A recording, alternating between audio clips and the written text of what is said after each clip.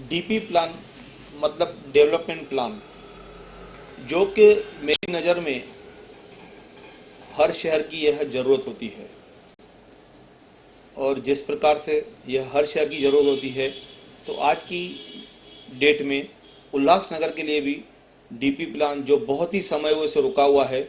उसकी बहुत सच में ज़रूरत है। और हम लोग खुद चाहते हैं कि शहर की डेवलपमेंट हो, न फ़कत डेवलपमेंट हो बल्कि सही तरीके से डेवलपमेंट होनी चाहिए। लेकिन मुझे दुख के साथ कहना पड़ता है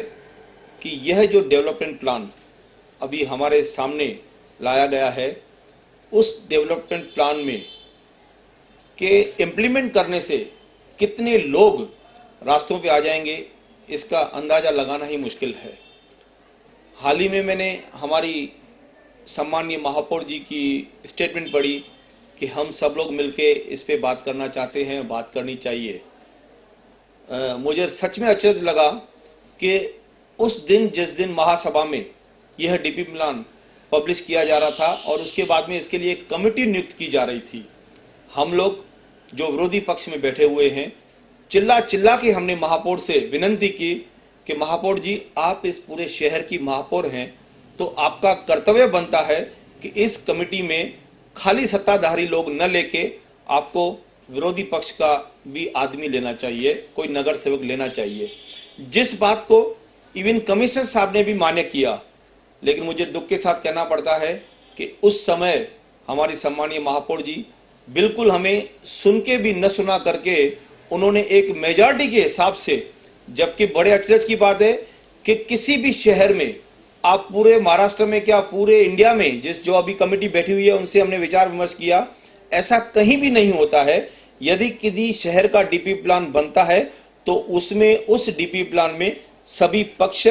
सत्ताधारी और विरोधियों, सबका योगदान होना चाहिए, क्योंकि अल्टीमेटली यह जो कार्य है हमारे शहर का कार्य है और हम सभी लोग चुने हुए प्रतिनिधि इस शहर के हैं, न कि ये सत्ता का है, ये विपक्ष का है। लेकिन दुख के साथ कहना पड़ता है कि उस दिन उन्होंने अपने सत्ता के जोर पे, अपने नंबर के जोर पे वह कमेटी बना ली और विरोधी पक्ष को किसी को भी न लिया। परिणाम यह हुआ कि पूरे शहर में आज आप सब लोग जानते हैं कि किस प्रकार से हाहाकार है। काफी ऐसे कारण हैं, काफी ऐसे टेक्निकल पॉइंट्स हैं जिन पे हम डीपी प्लान एक कॉमन आदमी को भी बता सकते हैं कि उसमें क्या क्या खामी है। मैं ज्यादा टेक्निकली बात, हम इतना टेक्निकल जानते भी नहीं है और ज्यादा टेक्निकली मैं बातें करूंगा भी तो शायद आम लोग न समझ पावे। केवल कुछ बातों पे मैं आप सभी लोगों का ध्यान आकर्षित कराना चाहूंगा। जैसे कि यदि किसी भी शहर का, किसी भी सिटी का डीपी प्लान जब भी पब्लिश किया जाता है तो ये आवश्यक है कि उस डीपी प्लान के ऊपर city survey number, CST number होना आवश्यक है। इसका मतलब होता है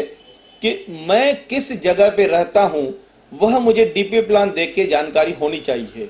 उस आधार पे ही मैं उस डीपी प्लान पे ऑब्जेक्शन या सजेशन डाल सकता हूं। आज अगर यदि मुझे डीपी प्लान देख के, मतलब मैं आपको बताना चाहूंगा कि यह डीपी प्लान की कॉपी हमारे समक्ष है। इस डीपी प्लान में अगर मैं पूछूं कि उदाहरण के तौर पर मैं जिस बैरक में रहता हूं वह बैरक नंबर कहां है, तो मैं समझता हूं कि हमारे शहर के टाउन प्लानर भी यह नहीं बता पाएंगे। मैं रिपीट करता हूं और दावे से कहता हूं कि इस डीपी प्लान को देख के हमारे शहर के टाउन प्लानर भी नहीं बता पाएंगे कि बैरक नंबर 985 या बैरक नंबर 855 या कोई भी बैरक नंबर कहां पे है। अभी टेक्निकल आदमी यदि यह नहीं बता पाता है कि उसकी बैरक कहां है, उसका मकान कहां है, तो आम आदमी क्या बता पाएगा कि उसका घर रिजर्वेशन में है या कोई उसका घर ग्रीन जोन में चला गया है या उसके घर के ऊपर खेलकूद का मैदान की रिजर्वेशन लगाई गई है। बहुत सारी खामियां इसमें है। प्रमुख खामी मैंने आपको बताई कि ये जो 30,000 एप्लीकेशन, जो 30,000 ऑब्जेक्शंस आए हुए, मैं सोचता हूं शायद अगर लोगों को पूरी तरह से जानकारी मिलती थी और सही तरीके से इस डीपी प्लान को लोगों के सामने लाया जाता तो यह जो ऑब्जेक्शन था 30,000 न होकर 1.5 लाख से 2 लाख ऑब्जेक्शन होते थे, क्योंकि इतने परिवार, इतने घर, इतने दुकान इसमें इफेक्ट हो रहे हैं। और ये बिल्कुल इस आधार पे हम लोग बिल्कुल कोर्ट में भी जा सकते हैं कि आपने सीएसटी नंबर किए बगैर ही डीपी प्लान को किस प्रकार से पब्लिश किया है। और बाकी सारे मुद्दे हैं यहाँ पे जो पाकिस्तान से हम लोग उजड़ पाकिस्तान छोड़ के जब हम यहाँ पे आए हैं, उस समय पे जहाँ पे जो बैरक्स ब्लॉक्स जहाँ पे हम लोग रह रहे हैं, या आज से करीब 20 साल 25 साल पहले झोपड़पट्टियों में जो हमारे गौर गरीब लोग रह रहे हैं, उनके ऊपर रिजर्वेशन लगाई गई है। बहुत ही अफसोस होता है कि शहर में इतने बड़े खाली प्लाट पड़े हुए हैं, उन प्लाटों को रिजर्वेशन से निकाल के और जहां पे सालों से लोग बसे हुए हैं, लोग रह रहे हैं, उन घरों के ऊपर रिजर्वेशन लगाई गई है। अगर यह प्लान इसी प्रकार से पास हुआ तो मैं आपको बताना चाहूंगा कि जो लोग उन घरों में, उन प्रॉपर्टियों में, उन दुकानों में व्यापार करते हुए हैं, वो जीते जी मर जाएंगे। उदाहरण के तौर पर, अगर यदि किसी एरिया के ऊपर रिजर्वेशन लगाया गया है तो वह आदमी फ्यूचर में न कभी अपनी जगह बना पाएगा, न कभी जब भी अपनी बेच पाएगा, न कहीं मॉर्गेज रख पाएगा, तो उस आदमी की परिस्थिति बिल्कुल निल हो जाएगी। और सबसे प्रमुख बात, जो ये महानगर पालिका या जो यह लोग दिखाना चाहते हैं कि वहां पे ग्रीन जोन है, प्ले ग्राउंड है, स्कूल है, वो दिखाए, और वह भी महानगर पालिका सुविधा लोगों को नहीं दे पाएगी। कहने का अर्थ, वह केवल ऐसे ऑन पेपर दिखेगा कि हमने यह खेल के लिए मैदान छोड़ा हुआ है, ये स्कूल के छोड़ा हुआ है, लेकिन वहां पे जो लोग बसे हुए होंगे, न उनका घर मतलब वो कभी डेवलप कर पाएंगे और न कभी वह बना पाएंगे। तो ऐसी काफी सारी खामियां हैं जो इस प्लान में दिखाई गई है। और दूसरी एक बात जो मैंने काफी लोगों के मुंह से कहते हुए सुनी है कि इस डीपी प्लान के आधार पर पूरे शहर में 4 FSI होगी, जो बिल्कुल गलत है। लोगों को भ्रम में डाला जा रहा है। अगर जो जानकार लोग होंगे जिन्होंने थोड़ी बहुत भी इस डीपी की स्टडी की होगी, तो वह मेरे बात से सहमत होंगे कि यह जो 4 FSI है केवल उन्हीं जगह पे मिलेगी जहां पे रोड 100 फीट का होगा। अभी आपको मैं बताना चाहूं कि 100 फुट के रोड जिस जिस एरिया में है, वहां पे मैं क्या बोलूं, हमारे शहर के बड़े बड़े महारथी, उनके प्लाट अपने पड़े हुए हैं। यह 4 FSI केवल उनके लिए है, न कि हमारे कॉमन लोगों के लिए 4 FSI है। तो इन बातों पे हमें विचार करना चाहिए, और जिस प्रकार से एक हवा चली है कि इस डीपी को रिजेक्ट करना चाहिए। मैं रिपीट करूंगा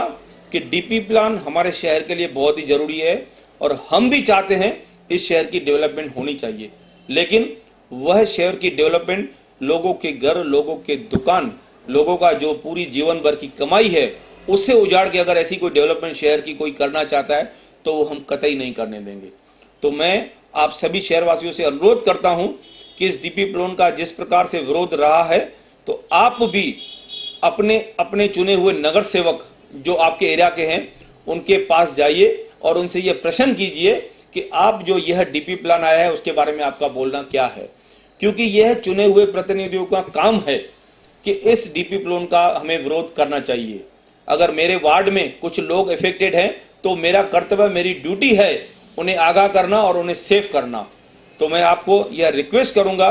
कि इस डीपी प्लान का विरोध हम जोर शोर से कर रहे हैं, तो आप लोग भी हमारे साथ में आइए, और आने वाले समय में जब भी महासभा में इस प्लान को पेश किया जाएगा, उस समय मैं चाहूंगा पूरा शहर एक साथ खड़ा होना चाहिए और इस प्लान का हमें विरोध करना चाहिए। धन्यवाद। गवर्नमेंट की तरफ से जो 4 लोगों की कमेटी बनाई गई है, जब भी उनसे हमारी चर्चा हुई तो उनसे बात करते हुए मैंने जस्ट यूं ही उनसे पूछा कि साहब आपका क्या बोलना है, आपकी जो रिपोर्ट होगी सो होगी, लेकिन अब तक आपने जितने भी लोगों की शिकायत सुनी है, जितने भी ऑब्जेक्शन सुने हैं, आपको क्या लगता है कि यह डीपी प्रैक्टिकल होके बनी है क्या? तो बड़े अच्छी तरह से उन्होंने बिल्कुल जवाब दिया कि हमें नहीं लगता है कि इस डीपी को बनाते समय इस शहर की प्रैक्टिकली सर्वे की गई है। अगर प्रैक्टिकली सर्वे की गई होती तो गजानन मार्केट के जगह पे पार्किंग नहीं दिखाई गई होती, 17 सेक्शन की जगह पे पार्किंग नहीं दिखाई होती, गाउन बाजार के जगह पे ग्रीन जोन नहीं डाला गया होता। अगर वह लोग जो अहमदाबाद की एजेंसी थी, अगर वह एजेंसी यहाँ आके प्रत्यक्ष रूप से देखती थी कि किस प्रकार से यहाँ पे उद्योग और व्यापार चल रहा है और घर बसे हुए, तो वह इस गलत तरीके से रिजर्वेशन नहीं डालते। तो एक तो संतोष हो गया कि यह जो गवर्नमेंट के चारों लोग हैं, जो ऑफिसर हैं, वो भी इस डीपी के विरुद्ध हैं, ऐसे संकेत हमें मिले हैं। मैं आशा करता हूं कि उनकी रिपोर्ट भी होगी इस डीपी के विरुद्ध होगी और इस डीपी को हम रिजेक्ट करने जा रहे हैं। दूसरी प्रमुख बात जो बताया जा रही है कि क्लस्टर डेवलपमेंट अच्छी है, ये हम मानते हैं, इसमें कोई दो राय नहीं है। लेकिन क्लस्टर डेवलपमेंट होने के बाद में यहाँ पे इंडिविजुअल आदमी कोई भी अपनी प्रॉपर्टी डेवलप नहीं कर पाएगा। अगर यदि कोई रोड 100 फुट है, बोलते हैं कि 100 फुट आपको 80 फुट अभी डीपी में दिखाया गया है, इसको हम बना थोड़ी रहे हैं, 100 फुट रहेगा, जब भी क्लस्टर होगी तभी 100 फुट बनेगा।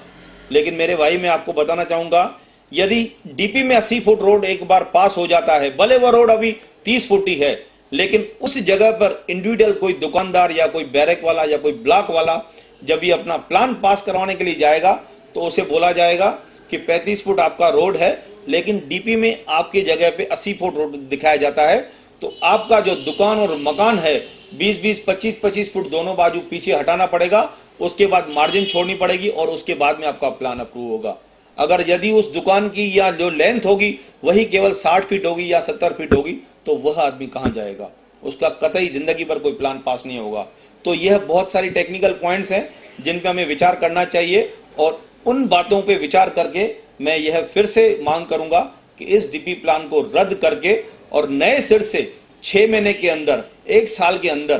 तुरंत से तुरंत हमें शहर की डेवलपमेंट के लिए एक प्रैक्टिकल डीपी प्लान लाना चाहिए जिसमें आम लोगों की हानि न हो। शहर की डेवलपमेंट के लिए कहीं ना कहीं सबको कुछ ना कुछ सैक्रिफाइस करना पड़ता है, और उसके लिए मैं समझता हूं हमारे शहर के लोग तैयार भी हैं, लेकिन किस हद तक, कहां तक सैक्रिफाइस करेंगे, ये सब बातों का हमें विचार करना चाहिए और उस आधार पर एक नया डीपी लाना चाहिए और वह तुरंत हमारे शहर में लागू होना चाहिए। धन्यवाद।